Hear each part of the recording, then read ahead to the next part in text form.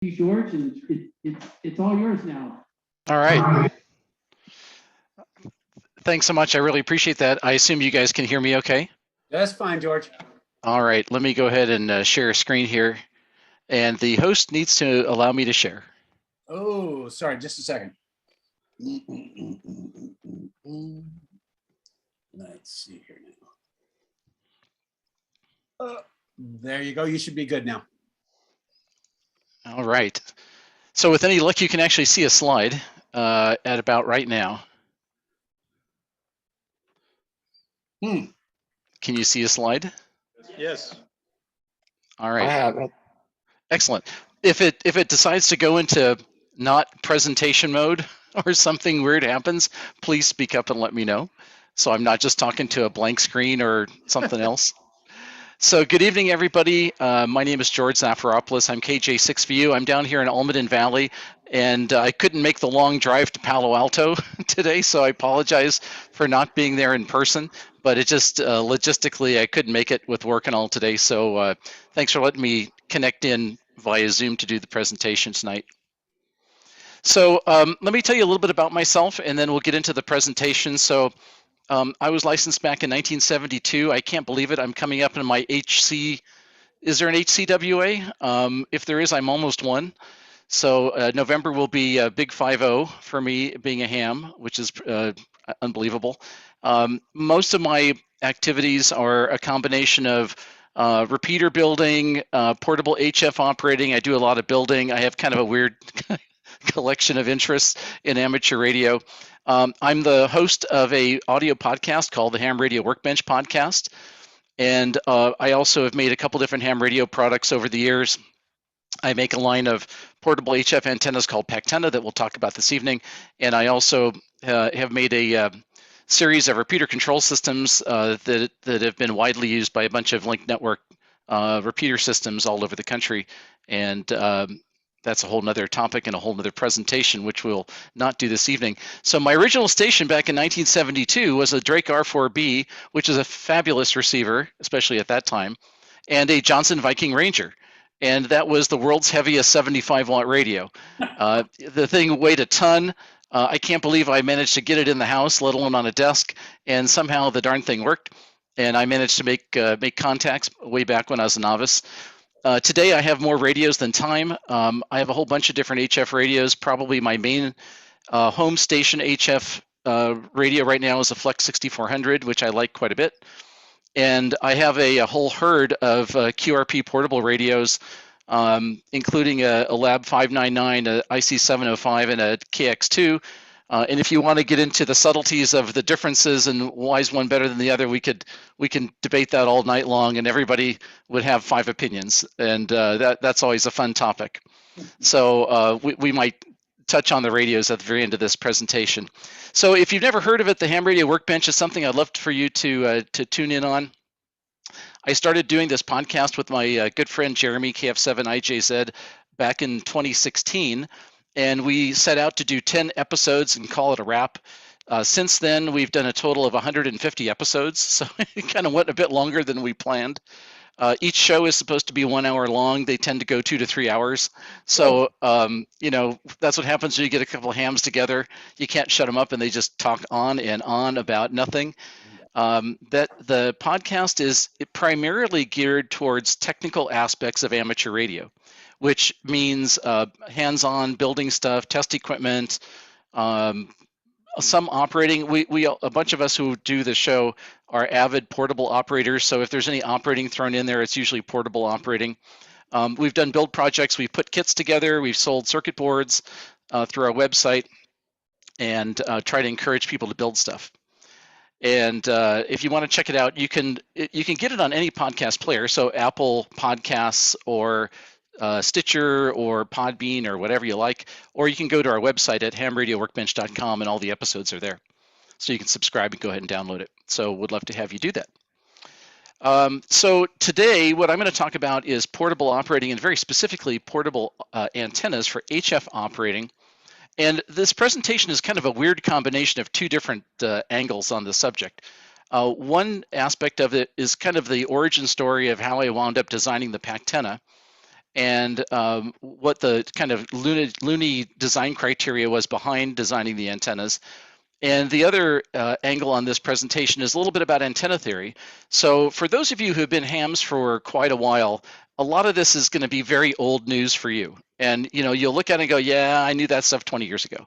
So for those of you who are real experts, I apologize for that. You're just going to have to hang in there and hope for the best. Maybe you'll find something useful.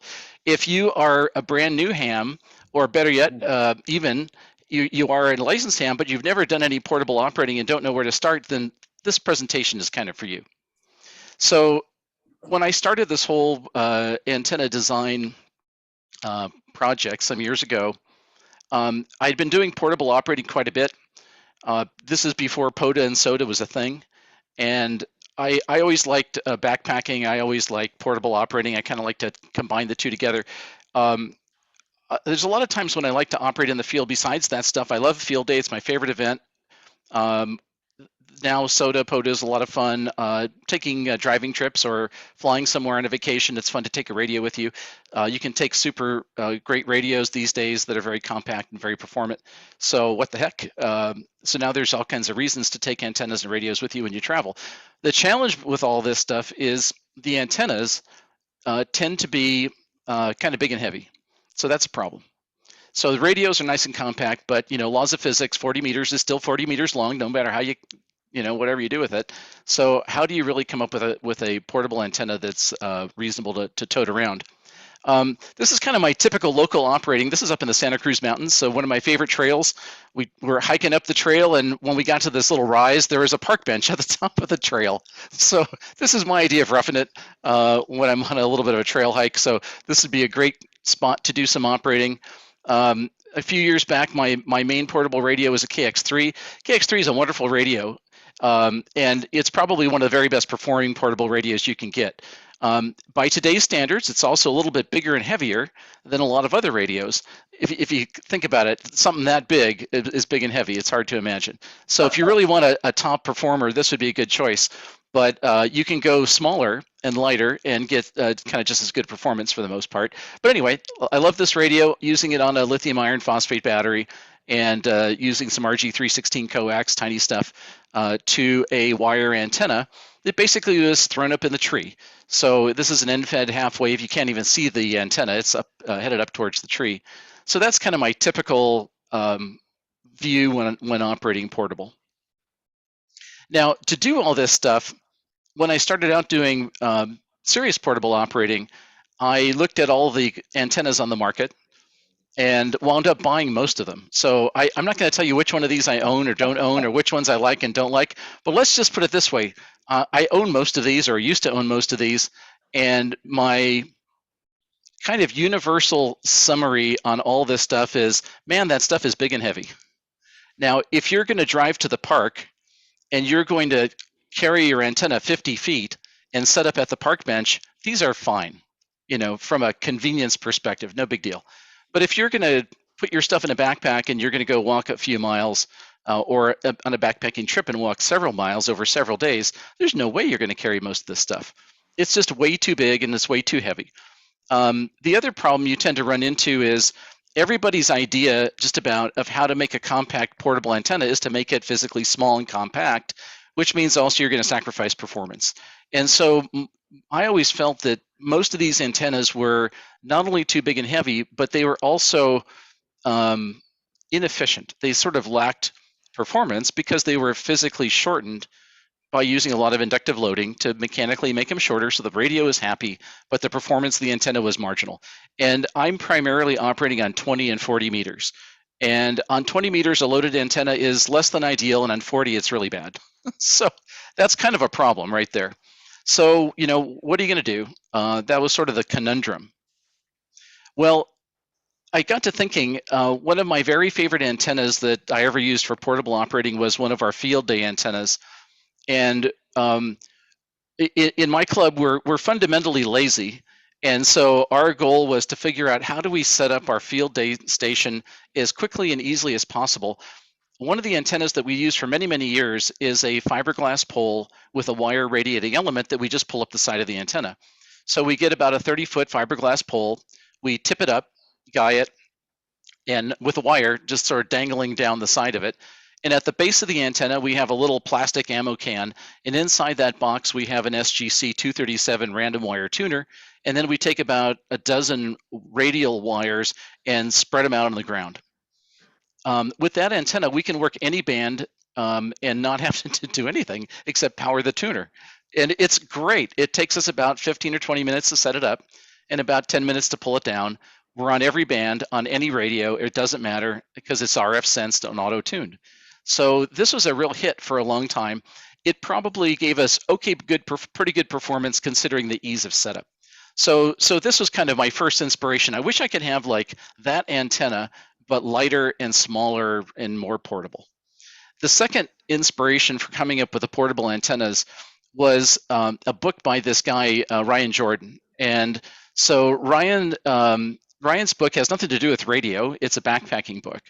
And some of Ryan's kind of philosophical points really resonated with me, which can be boiled down to everything is heavy, and so don't take it if you don't need it. So his sort of philosophy is you should weigh all your things that you're going to take with you. Take out everything you don't really need, plan what you're going to do, and take what you need. Bring the lightest possible thing you can to get the job done. Simplify your system. Make it modular so you build a system, and don't make things too complicated. Now, the reason that this really resonated with me was from the time I was a teenager and was a very avid backpacker in the Sierras mostly. I was a real wimp, still am, as far as carrying weight. You know, my high school and college buddies would be perfectly content to haul a 60-pound pack full of junk up the hill, like, you know, a Hormel canned ham. I swear to God, you know, my buddies were the kind that would bring a can of Campbell's soup, not the concentrated stuff, but the normal stuff that doesn't need water. You know, and I'm the guy cutting the labels out of the back of my shirt to save that unnecessary weight. So I'm not one of these guys who can carry a lot of weight. I don't want to. That's not interesting to me at all. So once again, looking at quick to set up, all band antenna, super portable. How could we build something like that was really kind of the motivation behind designing these antennas. So we made, you know, what do? You make a list of your design criteria. So what do I want? I want an antenna system that's full size. Why full size? Because I'm operating QRP. If I'm on the trail, I've got a 5-watt radio. If I'm lucky these days, a 10-watt radio.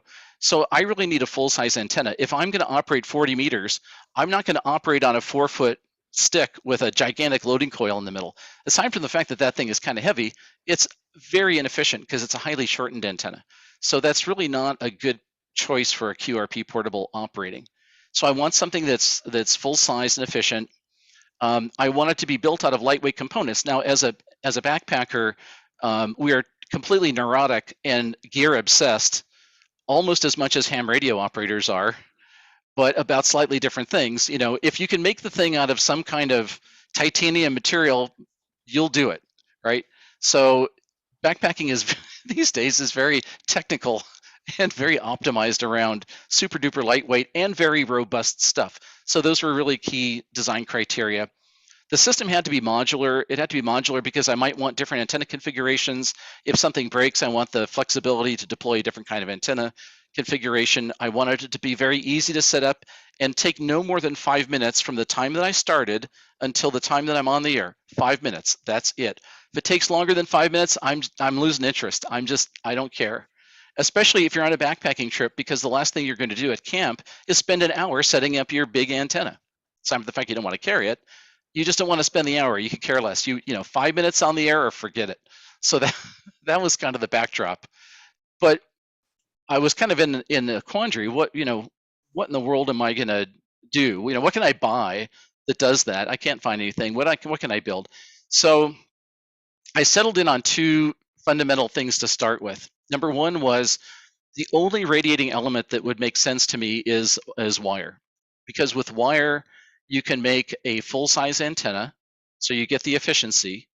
With wire, it's very compact and it's very lightweight, so that's a huge win. So it's sort of obvious to use wire antennas, dipoles, long wires, whatever. wire antenna is the way to go. The problem with the wire antenna is that the conventional wisdom is, well, you just throw the end of the wire up in a tree. Now, for those of you who've never tried to do that, that sounds perfectly reasonable. For those of you who've tried to throw a wire up in a tree, you'll understand that the probability of getting a successful deployment by lobbing a wire in a tree is about 20%. And half the time it gets snagged on something and you get to leave it there. Yeah. So tossing a wire in a tree works sometimes, but not all the time. In fact, often I've been to places where there are no trees. So if you're up in the Sierras above tree line, which is a lovely place to backpack, there's no tree to lob the wire into. You know, the highest thing is a bunch of rocks. So what do? So around the time that I was looking at this, I discovered that fiberglass telescoping poles were becoming more and more prevalent. And I managed to find one that was about 32 feet long when it was fully deployed. By the way, the first one I found was a jack kite pole. Jack kite makes windsocks. And so you can get this fiberglass pole and it telescopes out and they're about 24, 25 feet long and you put a windsock at the top. That really wasn't quite long enough. And the problem was when you collapse it all the way down, it was about 4 feet. And so I'm not carrying a 4-foot pole on the trail. So what I managed to find was this fiberglass pole that was 32 feet tall when it was fully extended. And when you collapsed it all the way down, it was 26 inches long. Wow. So 26 inches is small enough to either put in or strap to the side of your backpack and not have it poke up too much. You know, strap to the side, put in the side pocket of your pack and strap it around the middle. It'll poke up to about, your head, not much taller. And so that's totally reasonable. And 32.5 feet is a magic size. Why? Because it's a quarter wave on 40 meters. So with a quarter wave radiating element on 40 meters and QRP, you could do some serious operating. That is a pretty awesome platform for wire antennas. So that was really the thing that pushed me over the edge that got me going down the path of building some stuff here. So with that in mind, the next thing that I did was I thought, well, like what configuration of wire might be useful? And again, with wire, you can make almost anything. You can make a dipole, an inverted V, a ground plane, a delta loop, an end fed, or just about anything, a sloper, a vertical. So wires are pretty flexible. As long as you have that vertical support, you can build almost anything. So that seemed like kind of a winner. So the next thing I did was I started to design the components to make an antenna system. So this is the first generation of the Pactenna. We don't sell this version anymore. This is the big heavy version by today's standards. What you see there in the middle, the white thing, is a one-to-one feed point unun. So it's essentially a balun. So you have the BNC coming in, which is your feed line, and then you see there's little gold connectors around the edges. Those are female banana jacks. And so you take the wire and you use these plastic clips to clip it onto the feed point, and then you plug the banana plug into the banana jack, and you're all set to go. With this feed point, there's connections at the sides and on the top. And with that feed point and a set of 20-meter long antenna elements, you can make any of these antennas. Well, almost any of these antennas. You can make an inverted V, a dipole, a ground plane, et cetera, et cetera. So that was the first version of the Pactenna. Since then, I've made several other ones, and they've gotten progressively smaller. And so today, there's a whole family of antenna products that you can choose from. So the main three antennas are an inverted V or dipole feed point, which is a one-to-one balun plus 20-meter quarter wave wire elements, and it's a link dipole, so you can put another element on the end of that and flip it together, so you can go on 20 or 40 meters, or make whatever wires you want, because there's banana sockets, so you can make your own wires and put it on whatever bands you like. The second antenna is a 9-to-1 unun feed point, which is a random wire antenna, so it's not resonant. So you do need a wide range tuner. By the way, the dipole is perfectly flat on whatever band it's tuned for, so you don't need a tuner.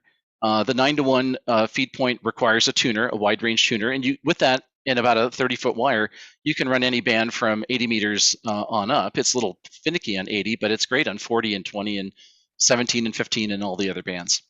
The third antenna is a 49-to-1 feed point. This is an end-fed half-wave. End-fed half-wave antennas are resonant. They don't require a tuner, which is really nice for a lot of modern radios with no tuner. And they work great. And then the last thing on the right is not an antenna at all. It's a choke. So if you're using a end-fed antenna, if you're running a lot of power, you might want to choke. We'll talk about the theory behind why you want that stuff. So one of the design elements in these antenna feed points, number one is I tried to make them as compact as possible and make them as robust as possible without making them big and bulky. And this is a constant design trade-off because these are inherently non-sealed antenna matching units. So you wouldn't put them outside and leave them out there for years on end. But if you were to really weather seal them and put them in a like a weatherproof box, they would be significantly heavier and bulkier. So these designs are really optimized for portability, not for leaving outside for years in the rain. I know some people have done that. I don't recommend it, but that you get the point. They're really for portability. And they're built on a single frame wire winder so that you have a place to put the wire. Because one of the biggest hassles with wire antennas is like, how do you wind up the wire? And if you just wrap it around your hand, you wind up with a total mess. And you'll spend an hour and a half just like trying to untangle the darn thing. So in the shape of an X, you have essentially a wire winder. And if you do a figure-8 loop back and forth, it will never tangle up. It'll work great. In fact, you can literally grab the wire and pull it and keep pulling it, and it'll just unravel, and it'll be just fine. You'll never have a problem. Plus, when you do a figure-8 wind, it doesn't rotate the wire, which means it doesn't naturally kink. And that's what causes a lot of your problems. So if the wire is straight and you wire it in a figure-8, you won't have any kinking problems because it won't rotate the wire. Now, I get this question all the time, like, all right, so I get it, you have multiple antennas, which is the best antenna? For those of you who are golfers, this is akin to the question, which is the best club? You don't have to be a golfer to know that that's kind of a dumb question, because of course, it's the classic engineering answer, right? Well, it depends. It depends on a bunch of factors. So if I go back and look at these antennas, each one of these antennas is better than the other one for a particular purpose. Now, you could use all of the antennas. If you were stuck on a desert island, they would all work fine. It's not like one is intrinsically 10 times better than the other. However, each one has certain advantages and disadvantages. So the dipole or inverted V is resonant, no tuner required. And if it's in an or if it's in a V configuration, which is most common for portable operating because you need only one support, it's pretty much omnidirectional with a slight lobe broadside of the antenna, but it's relatively omnidirectional and horizontally polarized. If you use an end-fed antenna, the end-fed random wire requires a tuner. The end-fed half-wave does not. One advantage of the end-fed antennas is that they're simple. There's less to them. They take up kind of less room depending on how you lay it out. But they rely on using the coax as the counterpoint. So we'll get into all of that in a little bit here. And if you're running a lot of power, that could cause problems, hence the choke. And we'll touch on why we need that perhaps in a bit here. So the bottom line is that each of the antennas is really kind of ideal for certain conditions, but they will all work. It just depends on what you're trying to optimize for.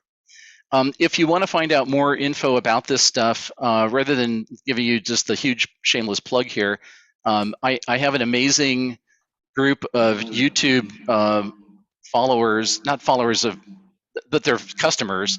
And you could just go on YouTube and search for Pactena, and you'll see a zillion videos of other guys who use the antennas. And it's really cool. Stuart, KB1HQS, who's a good friend of mine, was #1 in the national parks on the Airpoda event some years ago when they did the real official Napoda event.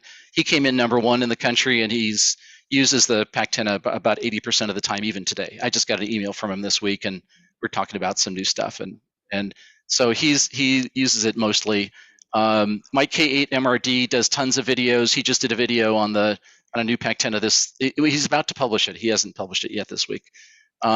Julian OH8STN has done videos on them, et cetera, et cetera. So also when there's really cool videos, I put them on our website. One of the absolute coolest ones is this guy named Carlos, lives around Chicago. Carlos is a skydiver, Oh, and Carlos has photographs and videos of skydiving while operating 20 meters with a Pactena end-fed wire antenna trailing, and that takes some guts.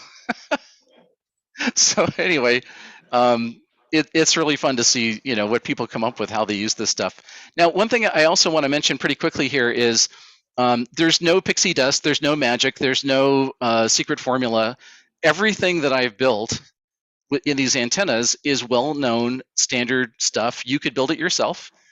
These are great build projects. If you're looking for something to do on a Saturday and you want to build something, go build one of these antennas. We don't sell them as kits, but you can go buy all the parts and find a million diagrams on the web and build one yourself. They're very easy to build. They're a lot of fun to build, and it's a very rewarding build because you don't have to build something with 1,000 parts to get it to work. You got 5 parts and the thing's on the air. So I highly recommend it if you want to have something to build for yourself. So I say this a little bit tongue-in-cheek, but there's nothing in any of these antennas that wasn't documented in the 1935 handbook. So there's not like there's a magic secret that I'm not divulging here. These are standard antennas. If anything, probably the most unique part about it is just the way they're designed, the way they're mechanically built. So I think there's some novelty there, but the electrical behavior is like no big deal. It's in every handbook since the dawn of time. So you can look up how they work. Okay, let's get into a little bit about antenna theory and how some of these antennas work. We'll start with a dipole. Everybody kind of knows how this works. And then we'll get into end-feds, and nobody seems to know how these work. So let's start with a dipole. So your typical classic garden variety reference dipole is a quarter wave on each side. So on 20 meters, that's about 16 feet on either side. 40 meters, about 33 feet on either side. It's a dipole. Dipoles are great. Why? Because they're cheap. You could build one out of junk extra spare wire and some coax. They're pretty easy to set up in most home situations if you have 2 supports, which is not often the case, but often you could. But when you're portable, they're a pain in the neck because you don't have 2 supports to hold up a dipole. But you can usually put up one, and if you put up one and you have this feed point up at the top, and instead of horizontal elements, you cant those elements towards the ground, you have what's called an inverted V. An inverted V is essentially a canted down dipole, and it works great. In fact, it works very similar to a dipole. They're almost indistinguishable. So a dipole is a good reference point. So let's talk a little bit about how a dipole actually works here. In an inverted V configuration, with the Pactena thing, we make a link dipole or a link inverted V. What that means is you have that 1-to-1 balun up at the top, and then on either side you have a quarter wave.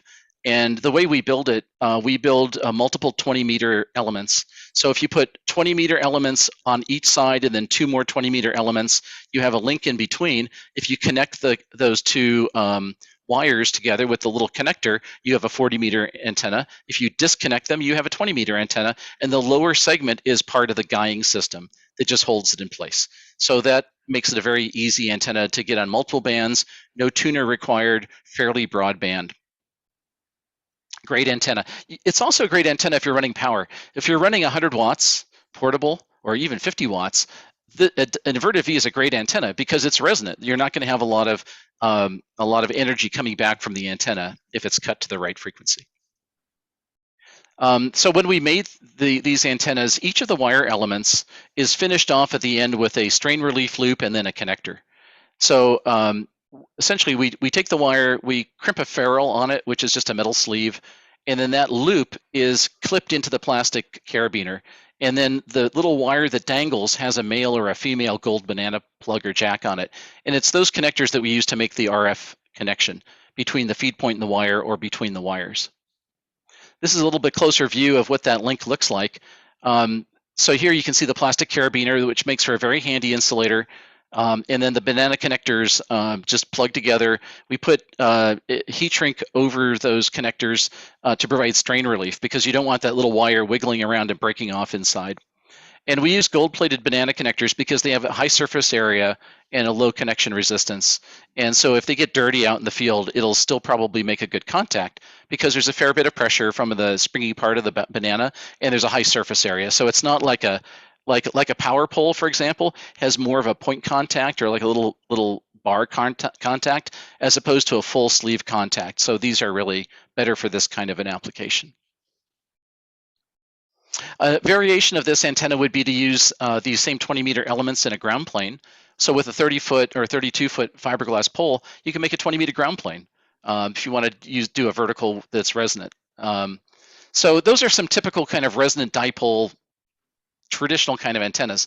So we're going to shift gears and talk a little bit about end-fed antennas. Now, end-fed antennas are very much in vogue these days because they are they can be compact, easy to transport, easy to build.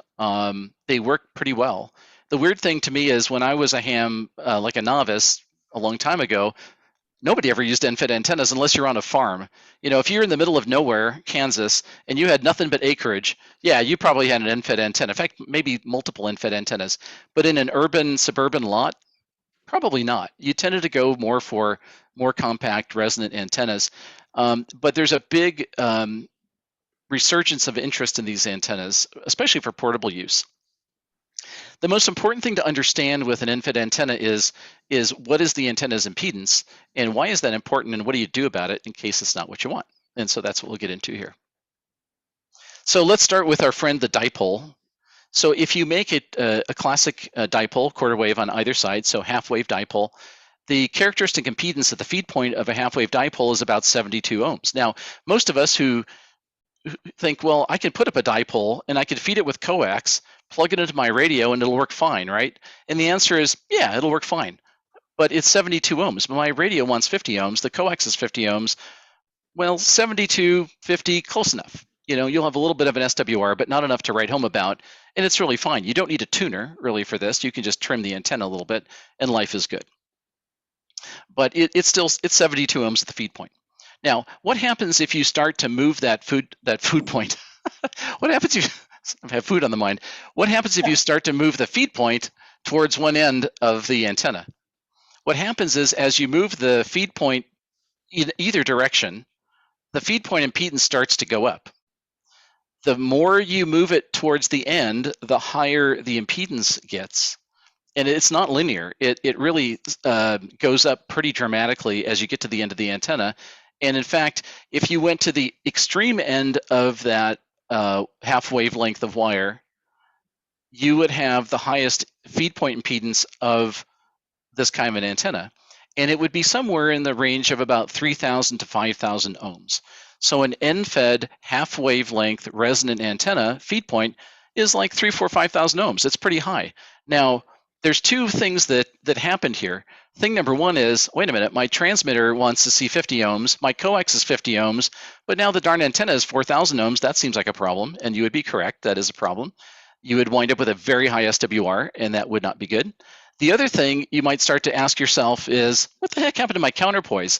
If we go back to the dipole and look at this here, you have the center of the coax going to one quarter wave, and you have the shield of the coax going to the other quarter wave.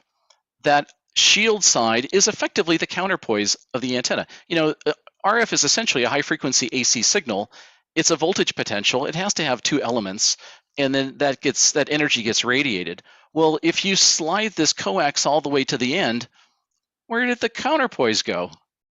Now, on first blush, you would say, I guess I just don't have one, right?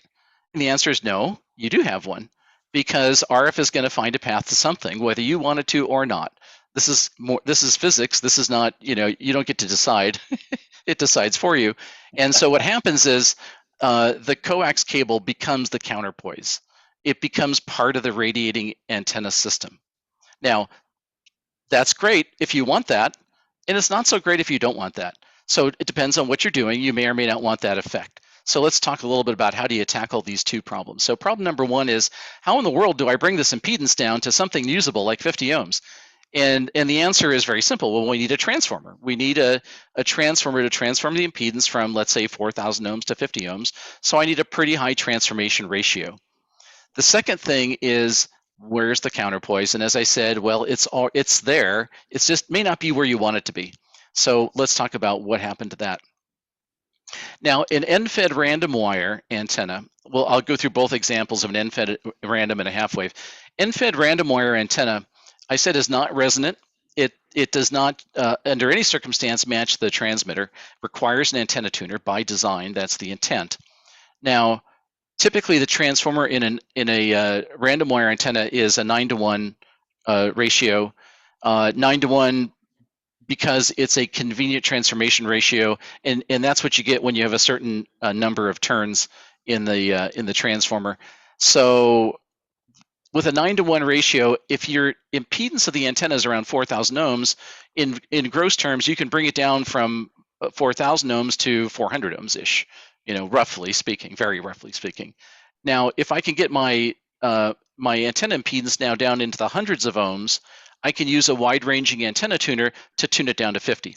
Now, most radios with antenna tuners, the tuners are only about a 3-to-1 ratio of tuning, between about 16 ohms and 150 ohms, which means they could go up to about a 3-to-1 SWR and tune it back to 1-to-1 or close to that.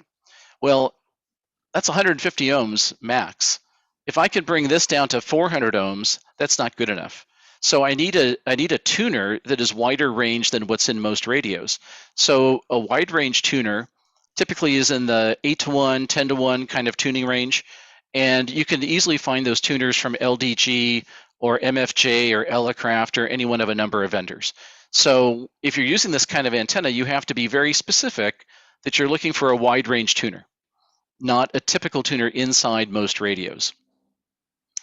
Elecraft radios, their tuners are wide range to begin with because the way Wayne designed the radios was designed with this in mind, which is why the KX2 and the KX3 are awesome portable radios, because they're designed to work with antennas like this or just the wire by itself. But those are radios designed by guys that know what they're doing for a very specific purpose. If you look at most other radios, like desktop radios with a tuner built in, they generally don't have that kind of a tuning range. So that's where LDG and these guys come in. So you need a tuner like that to make this work. And so there, what you see in the little diagram there is the coax runs from your radio up to the feed point. That's the little blue bubble in the middle there. And then the red thing is the actual radiating element, the wire. For a random wire antenna to work, you want to pick a wire length which is non-resonant on any band, which means that it's not a half wave on any band, because a half wave on any band will be high impedance. So for instance, you could say, well, wouldn't 33 feet be just perfect? Because at 33 feet, I'm a quarter wave on 40 meters. I'm already there. I don't even need the tuner. True, but you're also at a half wave on 20 meters, which means you're at the worst possible place. So that's a bad decision. Now, if you're only ever operating 40 meters, you're done. If you want to operate 20 and 40, it's a bad choice. So you pick something that's neither good for 20 and neither good for 40, and it's just kind of not so good for either one, and let the tuner do the difference. And let the 9-to-1 transformer help bring that impedance down. So as I mentioned, the coax cable now becomes your counterpoise. What's actually happening here is when the energy is going from your transmitter up to the antenna, that RF energy is actually between the outer skin of the center conductor and the inner surface of the shield. Essentially, the dielectric that's separating the center conductor from the shield is where the RF energy is. And it's going up the coax between those 2 points. When it hits the feed point, what's happening is the RF current is now flowing down the outer surface of the shield. So it's a little bit weird to wrap your head around, but the shield actually has 2 surfaces from an RF perspective, the inner surface and the outer surface. And so that RF energy is now flowing back down the outer surface of the shield. And what's at the other end of the coax? Your radio. Now, if you're running a whole lot of power, 100 watts, 100 watts with a high SWR is going to cause a lot of RF energy to come flying back into your radio, which is not a good thing. It may shut your radio off. It may make your radio act funny. It may disturb other electronics at the operating position. I've had things like a Yaesu FT891 radio at 100 watts shut off. I mean, literally power down because too much RF was coming back down the coax. So you need to get rid of that extraneous RF current flowing back to the radio, and you do that with a choke. So remember the fourth thing on my little product page there, an inline choke. So what does an inline choke do? If you put a choke in the middle of your feed line, what happens is the energy that's going up the coax between the center conductor and the inner surface of the shield goes all the way up to the feed point. When it hits the feed point, you get current flow back down the outer surface of the coax, and when it hits the choke, it will attenuate that RF energy significantly on the order of 30, 40 plus dB. What that means is it'll knock down the RF power so low that any residual RF energy getting back to the radio is immaterial. It's not going to have any effect. So at 100 watts, this makes it a huge difference. At 50 watts, it might make a difference. I mean, you might need it. At 20 watts, you probably don't need it. And at 5 or 10 watts, you pretty much never need it, is kind of the rules of the road. So having a choke in your arsenal of antenna goodies is like having a sand wedge. Because if you ever get stuck in the sand, you wish you brought your sand wedge, because that one iron ain't doing you much good at that point. So a choke is a handy thing to have, especially when you're operating power. Now you can also stick radials on this feed point. I probably get this question on my email reflector at least twice a week. Will putting radials on my random wire antenna make a difference? And the answer is probably not. It probably really doesn't make a difference. The only time it would make a difference is if you shove the choke all the way up to the feed point, and then you would still need a counterpoise, and you'd have to put some radials out at that point. But in all of my experimenting with radials on or off of these kind of antennas, it almost never made a difference. It certainly didn't make enough difference to bother with, in my opinion. Okay, so that's a random wire. Let's talk about end-fed half wave. End-fed half waves are great because you don't need a tuner. Why? Because we're going to transform that 4,000 ohm impedance down to 50 ohms. So I need a much higher transformation ratio. 49:1 is a convenient value, and so that's what we'll use. And that brings you right down to the right impedance, and you just trim the length of the antenna wire to get it perfectly resonant. Once you do that, the antenna is resonant and you don't need a tuner. One of the big advantages of these wire antennas being full-size, non-inductively loaded antennas is that they're pretty broadband. If you make an end-fed half wave for 20 meters, and let's say you cut it perfectly for the middle of the 20-meter band, you're going to get a better than 1.3 to 1 SWR. In some cases, even down to 1.1 to 1. If you go out to the edges of the 20-meter band, the SWR will go up. But even at the very edges of the 20-meter band, you're only going to be up at about a 1.5 to 1. So almost every antenna is spec'd at 1.5 to 1 or better at resonance. And that's kind of the worst case for an antenna like this. So that means that you can cut it kind of anywhere in the 20-meter band and you're probably fine. It's good enough. Now, by the way, if you took that antenna and you stuck a loading coil in it and you've mechanically shortened it, that curve would start to go up much steeper. So instead of your edge of the 20-meter band being at worst 1.5 to 1, just by putting an inductor in the middle of that antenna and shortening it, your band edges are going to be up at like 2.5 to 1 or 3 to 1. And so it becomes much pickier about where you tune your antenna with a loading coil, which is another reason why I don't particularly care for them. I can avoid it. And it's less efficient because it's a much shorter antenna. So the end-fed half wave, no tuner required, and it has the same counterpoise kind of behavior as a random wire antenna. In other words, the coax cable becomes your counterpoise, and you probably want to put a choke in the middle of it if you're running any power. And by any power, I mean 50 watts or more by and large. So you may be lucky and run 100 watts and not have a problem, but the guy next to you is going to do the same thing and have all kinds of problems. So your mileage may vary when you get above 50 watts, and sometimes even at above 25 watts. So having that extra little bit of insurance is a useful thing. Now, if you want to build one of these things, as I said, there's not a lot of rocket science into it. It's pretty straightforward. So as I didn't do the diagram for the other one, you can find them on the web. But a 49:1 transformer essentially has a primary winding and a secondary winding. You just get some enamel magnet wire. You make what's called a bifilar winding, which is a fancy schmancy way to say we twist the wires together. So you twist the wires together, you make a couple of turns around the core, And then one of the wires, you make several more turns around the core, and that connects to your wire element. And that gives you your 49:1 impedance transformation ratio. And the way you get there is it's a 7:1 turn ratio, which is a 49:1 impedance ratio, because it's the turn squared is the impedance. That's, why 49? Why not 50? Well, because it's turn squared. So that's why you get some of these rather odd numbers sometimes, and people are like, "Why is it 49? I don't understand the 49." That's why. So it's a convenient turn ratio to get the right impedance. And here's an example. This is just with a little MFJ antenna analyzer. There's the end-fed half wave with the wire strung up. This is a prototype version of it, and you can see here at 14.2 megahertz, it's essentially 1-to-1. So they're just great antennas, particularly useful when you're operating QRP and you want a nice full-size antenna with no tuner required. So that's pretty handy. Okay, I talked a lot about bringing a mast with you. Fiberglass masts were the first ones that we carried because that's the big trigger for doing all this to begin with. What I've started doing recently, it's been harder and harder to get the fiberglass masts for some weird reason, some sort of supply chain issues. So I've started doing more work with carbon fiber masts. And what you see here, this is the way I set these antennas up.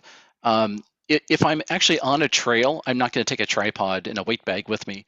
But if I'm going to the park, I don't even guy anything anymore. That's too fiddly, because I have a carbon fiber photo tripod and a carbon fiber mast, and I made some mounting hardware, and I have a little gear bag that's got about 10 pounds of hand weights in it, and I'm fully self-supporting.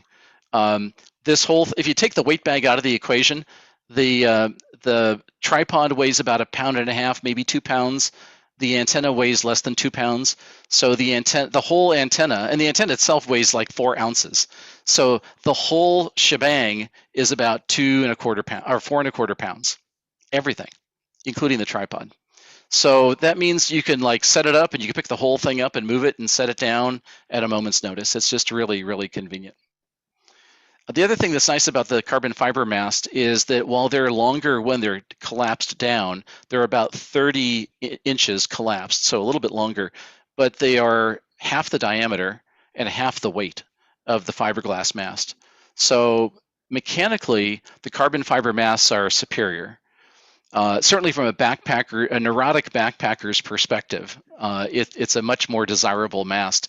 Now, surely there must be a downside to a carbon fiber mast, and there is. So the downside is that you can get interaction between the radiating element and the carbon fiber mast. Fiberglass is completely transparent to the RF energy. So you can take a wire and tape it to the side of the fiberglass mast, and it's perfectly happy. If you take the wire antenna and you tape it to the side of a carbon fiber mast, it's going to detune the antenna. The problem is it doesn't detune it in a good way either. So if all it did was move it up or down in frequency, you could compensate for that. It doesn't really do that. It just goofs it up something awful. So the funny thing was when I first started working with these carbon fiber masts, I thought, yeah, I know, hypothetically, sure, carbon fiber will have some effect on the antenna wire, but I think that's kind of an old wives' tale. I kind of don't really believe it in the real world until I really started using them, and I was totally wrong. The carbon fiber mast absolutely messes up the antenna. So what does that mean? What that means is you have to treat the mast as if it were a metal mast. If you bear that in mind, you're fine. So would you ever put up a metal mast and run the wire right next to the metal mast? Of course not. However, would you make a sloper or would you make an inverted V? Yeah, sure, no problem. So if you treat it like a metal mast, everything's fine. So as long as it's just not running right up against the thing or an inch or two away from it, you're A-okay. So I always use it either as a 20-meter sloper, or I do a 40-meter V, an end-fed V often, as opposed to an inverted V. You could do either one. The nice thing about the end-fed V is you can have the 20-meter segment by itself or clip on another segment for 40 meters, and that works really well. So this is just sort of underlying the point why I love these tripods. You could do the same thing with an aluminum tripod, by the way, and they're like half the price. But if you could do it for more expensive, why wouldn't you do it, right? So it's just more fun to make it as ultralight as you can make it. So carbon fiber is your friend. The other thing that I did to make it a little bit easier is just made a simple bracket. So what I found was at the top of these tripods, there's normally a ball mount at the top of the tripod, and you screw your antenna. You screw your camera onto the ball mount with a 1/4-20 screw. It turns out that on most of these tripods, that whole ball mount assembly can unscrew and come right off the mast, or the tripod as they refer to them.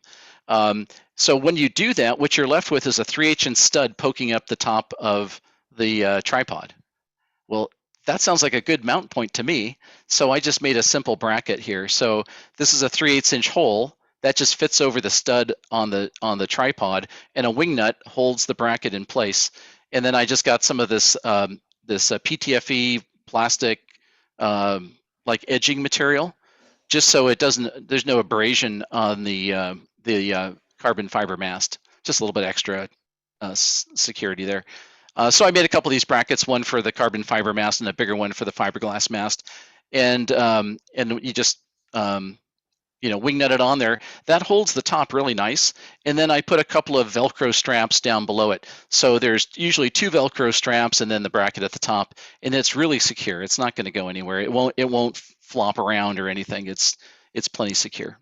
And again, this goes back to my must be set up in 5 minutes or less criteria. This whole thing I can set up in almost less than a minute. So it's really a quick setup. Also, most of these photo tripods have hooks on the bottom, and you just put a weight bag on the hook, and this will give you downward force that will keep the antenna upright.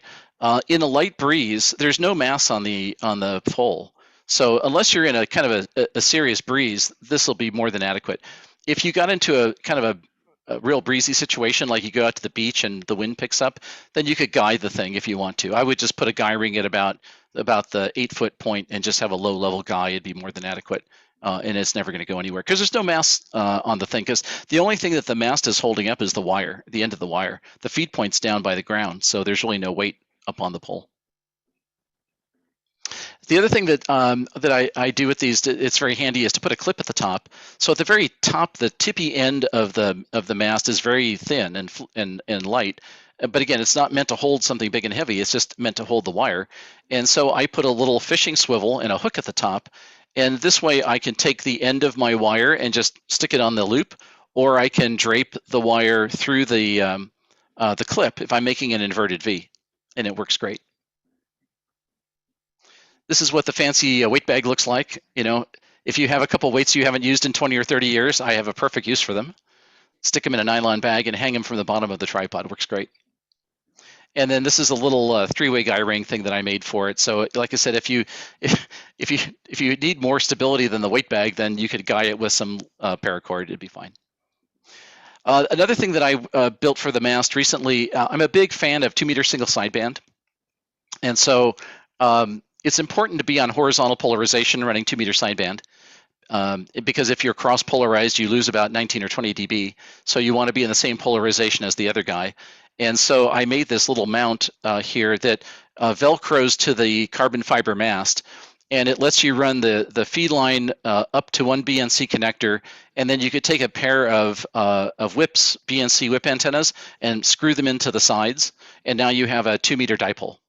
And so the antennas that I designed this to work with is the Comet BNC 24s. They're 2-meter UHF whips. So you wind up with a nice dipole on 2 meters, works great. You can also take one of the elements, rotate it to the top, and make a single radial ground plane if you want to go vertical. This is what it looks like in a vertical configuration at the top of the mast. This is what it looks like as a horizontal dipole. So these kind of antennas are fun if you're doing like SOTA want to do sideband contacts, or you're on the VHF contest, want to go to a mountaintop. Or if you just want to throw it in your bag for field day, maybe you'll be on 2-meter sideband, maybe not. It doesn't take up any room. So it's just a nice, quick and dirty antenna, perfect for travel. If you want to take these along with you, you can always use the whip antenna on your handy talkie, or stick it on the mount like this. This is what everything looks like in a little book bag. So that's the carbon fiber mast on the left-hand side there in the weight bag. And you've seen that before. So let me wrap this up and map this into the discussion about radios. So if you look at some of the most commonly used, very popular radios these days, let's take the Elecraft KX2, KX3. They have amazing tuners built into them. And you could use any of these antennas with the Elecraft. The one that's probably my favorite in this case is the Lazy Man's antenna, which is the 9-to-1 random wire. Why? Because you can operate on any band without touching the thing.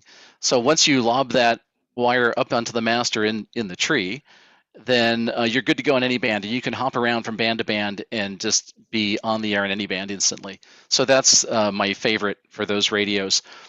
There's a lot of radios now that don't have tuners built into them, interestingly enough. The most popular radio being the ICOM IC705, which is a spectacular radio in my opinion. I love the 705. I love it for different reasons than the KX2 and the KX3. It's really like minor differences, but they're distinctly different. 705 has no tuner. You could buy a tuner for it if you want to, or you could just use a resonant antenna and don't bother with the tuner. In which case, you can use the dipole inverted V or end-fed half-wave. My personal preference, end-fed half-wave, because it's more compact, and you can use a lighter mast with it. If you're going for higher power radios like a FT891 or ICOM 7300 or something like that, 100 watts, 50 to 100 watts, then you would either want the inverted V because it's resonant, or the end-fed half-wave with a choke, resonant, but also you want to keep the RF off the coax. So you want to use a choke with that setup. So that's it for the presentation. So I'd be happy to take any questions.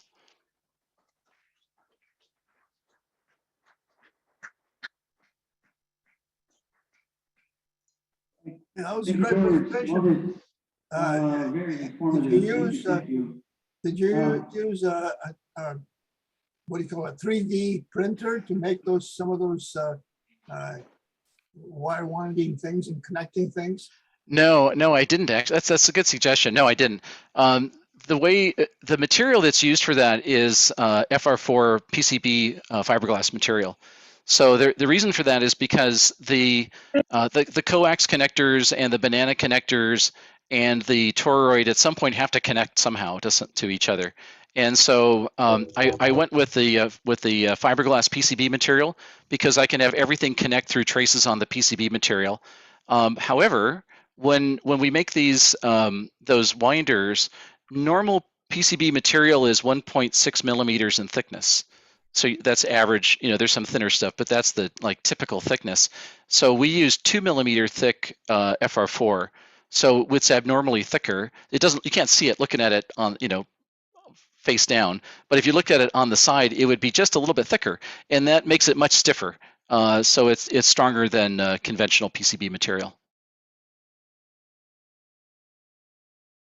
Okay, so how we'll do this is we'll take some questions here at Coverly, and then we'll come over to Zoom, and then we'll take questions on Zoom, so we're not doubling. So let's start here in the room. Any questions here in the room for George? Oh, Daryl. Hang on, I'll have to get you a mic so everybody can hear.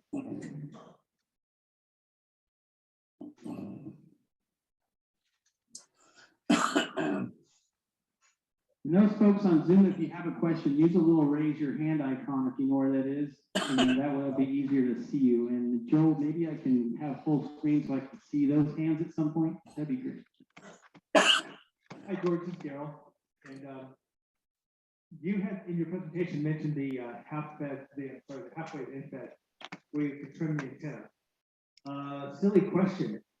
Can you roll the end of the antenna as RF will then be treated that way, or do you really need to cut it?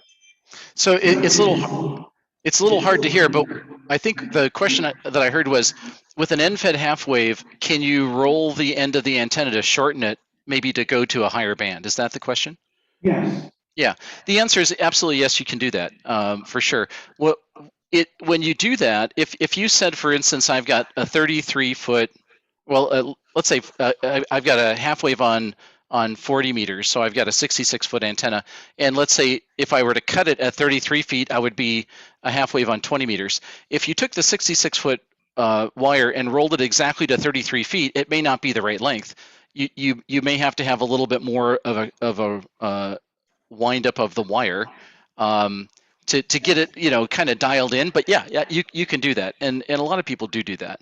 I personally don't bother. I would rather what I do for the NFET. In fact, the latest version of the antenna is a 20-40 meter antenna. What we did was we cut the wire for 20 meters, and then we finished off the end with a strain relief and a clip, and then we made a separate piece of wire that's a quarter wave on another 33 feet.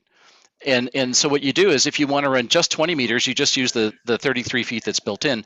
If you want to run 40 meters, you clip on the extra 33 feet, and then you just use the two elements together, and you don't have to roll anything up. So, but the roll up would work. I've seen people do that before. Thanks. By the way, one handy thing, if you're going to roll up, you could use the winder technique, the figure 8, or you can get these like clothesline winders, and or like the masonry chalk line kind of thing. There's lots of winders like that you could use to, or a fishing reel, like a spinning reel, and you could use that to wind up the wire. I think that's more of a hassle than it's worth myself, but a lot of people do that.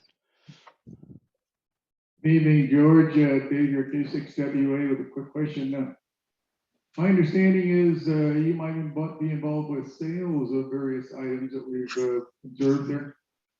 You might be right. And I was wondering if you wanted to put any information up about a website and or description of various items and prices and things like that. Yeah, sure. I forgot to mention that the website is pactenna.com. So PACKTENNA, pactenna.com, and everything is there. So all of the videos, the product description, the user guides, FAQ, all that kind of stuff is up there. And also we have a groups.io group with like 1,200 people on it right now. And it's pretty cool. About half the questions are like, when is this thing going to be back in stock, is like the most common question. But if you forget those for a minute, a lot of guys post their field experiences, like, hey, this weekend I was at blah blah, and here is my setup, and here's a picture, and which is really kind of the reason I wanted to do the groups.io thing. So if you go to groups.io, you can look for Pactenna and join the group as well. Okay, anybody in Zoom land have questions? Dave Unger. Yeah. Oh, Dave, go right ahead. Okay, thanks. Hi, great talk, Dave W60H, and I just sent you an email on your website saying, let me know when things are back in stock. But here's my question. You talked about not needing a counterpoise, and I've been using a vertical antenna, I guess a PAC-12, and always been using your radials with those on the ground. Mm-hmm. And I would have thought that a wire straight up on a pole would be very similar to those. So I'm confused about this whole need or not need for counterpoise or radials. Yeah, it's a good point. So in all cases, there's going to be a counterpoise, whether you know it or not. There's one there, and they can take different forms. So if you do what you're suggesting, like a vertical radiator, and at the ground there's several horizontal radials, and that's connected to the shield of the coax, that's the counterpoise, and that will work great. The thing that if you're looking at antennas for very compact applications like backpacking, you're not going to put I mean, the problem with putting radials on the ground is ground losses. If the radials are elevated and they're resonant, then you only need 1 or 2 radials per band. As soon as the radials hit the ground or come darn close to the ground, they detune, and you increase the ground losses. And to get the effective equivalent ground performance, you need not 1 or 2 radials, you need like 20 radials. Broadcast engineers will tell you 200 radials, but anyway, you need like a lot more than 2. So that's not practical if you're backpacking.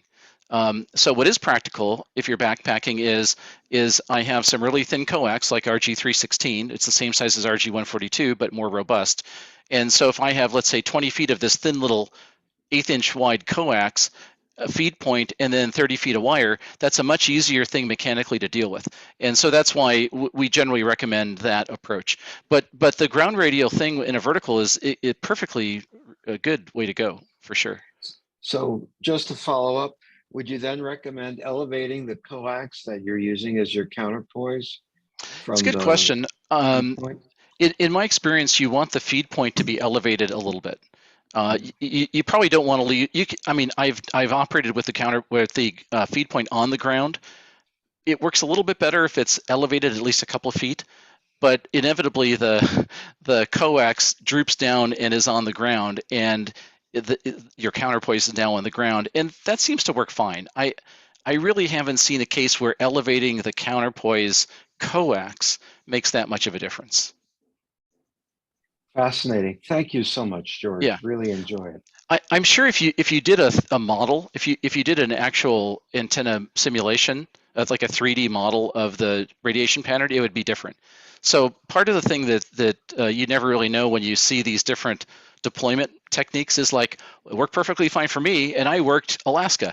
Well, that's because the lobe of your antenna was pointing to Alaska because of where you threw it in the tree. You know, had you thrown it in the other tree, it would have been Louisiana. So you know, we tend to draw a bunch of big generalizations like this works good and that works terrible, when in fact you don't really know what's going on because you can't really see the radiation pattern in the antenna unless you're familiar with how the antenna works. And that's especially true too when you're using very long multiple wavelength antennas where the lobes go, you know, you don't have one big old lobe anymore. You wind up with a bunch of very crazy kind of lobes, just like high gain Yagis who get some very odd lobe patterns. So, and you know, you have the extra dimension of, is it horizontal or is it, you know, canted up, or is it a vertical? And is it end fed or center fed? And what's the relation to other objects in the near field, or not the near field in the classical sense, but close proximity to the antenna?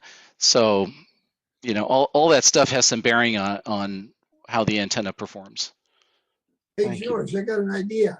Yes. Andy, KS6PD. How about joining Para and helping our club establish a website like you so we wouldn't have to sell hamburgers to exist?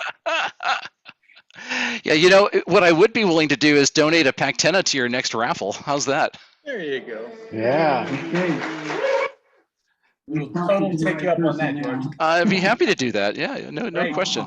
Well, we I'll could follow have up a with you. para.com site if you guide us to how to make one and figure out something to produce or distribute. That'd be great. All right. Thank you. Any other questions? Any other questions? Oh, I got Connie. I was just going to say it. Thank you. Hello, Connie, KN2EFI. I have a couple of questions for you. One is, can you tell us a little bit more about where we would see plans? And incidentally, if some of those parts, cutout parts, could be made with a jigsaw and wood. Oh yeah. Which I have access Sure. to. And the other question is about the relative stiffness of the carbon fiber and fiberglass masts. I was looking at your website a little bit, and I noticed a little bit of flex. So yeah, be interested in that as well. Thank you. Okay, you bet. Great questions. I hope I remember all three. So let me take a shot. So if you're going to make, let's say, the winder out of let's say wood or some other, you know, fiber material, that would work great.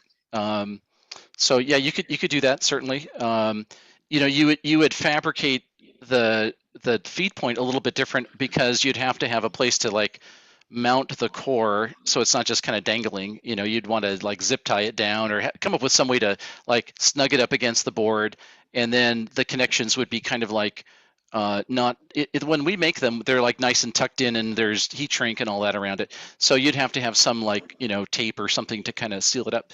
But it would work perfectly fine. I mean, electrically it worked great. You know, if you built your own, the way we build ours, it would work the same. I mean, there's nothing magical about our antenna. It would work exactly the same. So that's why we really, if people want to build them, that's great. In fact, we'd love to have people build these things. So as far as the materials go, you can certainly build any of this stuff out of non-conductive material, any kind of wood, plastic, whatever. Let's see, plans for the antennas are all over the place. You could just Google the keywords for the different antennas. Like you can Google end-fed half-wave, and you will get oodles of websites with all kinds of instructions on how to do this stuff. And they pretty much all say the same thing. So it's not like you're going to get wildly different advice. Or end-fed random wire, you'll get tons of websites with info there. I'm a big proponent of the League and their publications. Everybody should have a copy of not only the handbook, but a copy of the antenna handbook. The antenna handbook has everything we talked about tonight in there.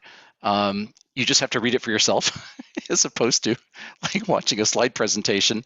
But it's good because you can kind of go back and read more of the background and refer to it later. So I would suggest getting a copy of the antenna handbook. There's also a bunch of other books that are published about ununs and balance and all that kind of stuff if you really want to get deeper into it. So the League has a lot of great publications. And what was your other question? It was on the carbon fiber, I think, the flex on it. Oh, yeah. So for a given diameter, the carbon fiber and the fiberglass are similarly flexible or rigid. There's not a huge difference. The carbon fiber feels more brittle to me because the wall of the carbon fiber material is a little bit thinner. And so it feels more brittle, but I don't know that it really is. I kind of doubt it. So I don't think either one is more bendy. Both of the ones that we use, both the carbon fiber and the fiberglass, when you get to the very last element, are very small in diameter. So they're especially the carbon fiber one. It's very whippy, and it's really the very last element is worthless. You might as well throw it away. But the second to the last element is about maybe bigger than 1/8 of an inch, approximately 1/8 of an inch to bigger than 1/8 of an inch, and it's stiff enough and that's good enough to hold up wire. So when we build our antennas, we use 26 gauge wire, and it's steel core with a copper wind, and that's very lightweight. And even the 1/8 inch thick piece of the mast is more than enough to hold that wire up, no problem. Now, if you make a V and you have essentially not just kind of weight and wind and whatever, if you look at it from the side, the top, the last 2 or 3 sections may go like this a little bit. In a dead calm situation, it'll be totally vertical. But if you're pulling on it, it'll tend to bend over a little bit near the top, but that's fine. That stuff could take it. Nothing snapped yet that you know of. No, but if it does, you just get another segment and stick it in there. I mean, that's in fact, when we ship the carbon fiber mast, it comes with the two last pieces. We give you a spare, just in case. Planning ahead. Yeah. Hey, George, are you in that Facebook group for half-wave antennas? No, I'm not actually. Yeah, that's what they talk about, half-wave antennas every day. Yeah, it's quite a religion, apparently. Facebook. All right, we got a question here from Mr. Mike. Take it away. Comment really. As an archer, I'm hoping my experience with carbon fiber has some relevance here. In archery, if the carbon fiber fails, the carbon turns into tiny little shards, very dangerous and so forth. So one of the things we do in archery, we always test the carbon before we shoot it, and we do that simply by tapping. So you might, before you hold your carbon pole or after, just tap it against a fence post or something. The sound between a sound piece of carbon and a carbon that has even a microscopic crack in it is extremely different. There's nothing subtle about it. So learn what it sounds like when it's good, and make a simple test. And if it doesn't sound that way, do some inspection. That's a good point. Yeah, that's a good point. The trickiest thing about these masks, both the carbon fiber and the fiberglass, is that the way they're manufactured, each segment, you can't really see it with your eye, but each segment is a slight tapered cone. But the difference in diameter from the top to the bottom is like 0.5 millimeter. I mean, It's not a lot. It's enough so that when you pull a segment up, it'll catch the next segment. And so the way you when you pull it up is you pull a segment up, and then you give it when you get resistance, you give it a slight twist, like maybe a 1/4 inch or 1/2 inch twist as you're pulling it up to just snug it into position. I do have people from time to time who like pull it out, which, you know, half the time if you pull it out, you're gonna break it. Sometimes it comes out, I don't know how, but sometimes it comes out without breaking one of the pieces. I don't know how that works, but I've seen it. In which case you can just stuff them up the bottom of the pole. It's no big deal to put them back in. But the biggest problem is that people either over tighten them and they can't get them apart, or they under tighten them, and after it's been up for 10 minutes, you get wind and something gets loose and the whole thing collapses down. And that's going to happen to you the first time or two you go out. But once you kind of get the hang of it, you can put them up and have it be very repeatable. So they're not perfect. You know, in a way, the best mast that I've ever used, and the ones that we use on our club trailer, are these carbon fiber masts with these cam locks. So, but these are, you know, like 2 inches in diameter at the bottom and 1/2 inch at the top, and they're solid, right? They're not these whippy tapered things, and they have these big cam locks, and they're very lightweight, and they're awesome. The problem is you can't take them backpacking because they collapse down to 7 feet, and you know, even the carbon fiber one weighs a lot, you know. So the problem is when you're if you're going to field day and you have the luxury of putting, you know, the big thing in your Suburban, then I wouldn't, you know, you don't have to waste your time with these little lightweight whippy masts. But if you're going on a backpacking trip, you'd never in a million years take the big things, right? I mean, you just can't do it. So the target that we're really shooting for is ultralight applications, which is, I mean, literally backpacking or travel, where, you know, you're going to Hawaii for a week and you don't want to take a suitcase full of radio equipment. You want to tuck something in the corner and hopefully your spouse doesn't notice. And so you can probably shove that little carbon fiber mast in there in your KX2 and life is good. No one's going to complain about that. The other tricky bit with these multi-section masts is you've got to collapse them in the same order that you put them up, smallest section first. If you get that out of order, you can get the interlocking pieces to actually slice into each other, and that is not good. Yeah. So